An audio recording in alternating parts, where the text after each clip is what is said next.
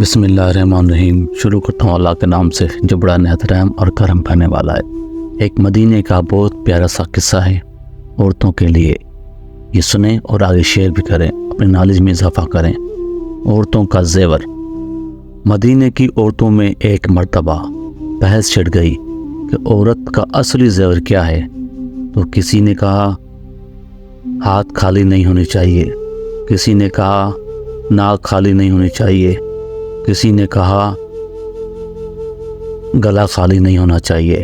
ایک عورت نے کہا بڑی سمجھداری سے، آپس میں بحث نہیں کرتے ہیں، آؤ سیدہ حضرت فاطمہ رضی اللہ تعالیٰ عنہ کے پاس چلتے ہیں، اس سوال کا جواب ان کے پاس ہی ہوگا، کیونکہ وہ رحمت للعالمین کی بیٹی ہے، لگتے جگر ہے، ان کے لیے رحمت للعالمین ہے۔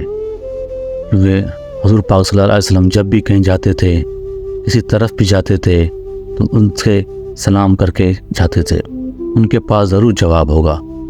تو سب عورتیں آپ کے پاس حاضر ہوئیں، اسی طرح کسی نے کہا گلا، کان، ناک وغیرہ وغیرہ خالی نہیں ہونے چاہیے، تو بڑے خوبصورت انداز سے حضرت فاطمہ رضی اللہ تعالیٰ نے جواب دیا، سب غلط ہے، آپ سب غلط بول رہے ہیں، عورت کا اصلی زیور اس کی حیا ہے، اس کے لیے پردہ ہے۔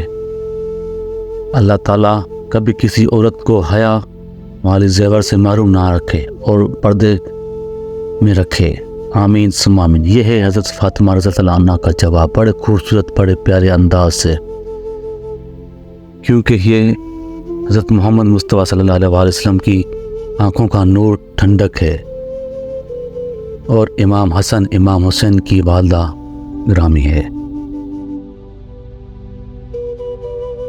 اس میں بیان کیا ہے، چلتے ہیں انشاءاللہ نیکسٹ ویڈیو میں، تب تک چینل کو سبسکرائب، لائک، کمنٹ اور شیئر کر دیں، یہ ویڈیو آگے ضرور شیئر کر دیں، صدقہ جاریہ آپ سمجھ کر۔ اللہ حافظ۔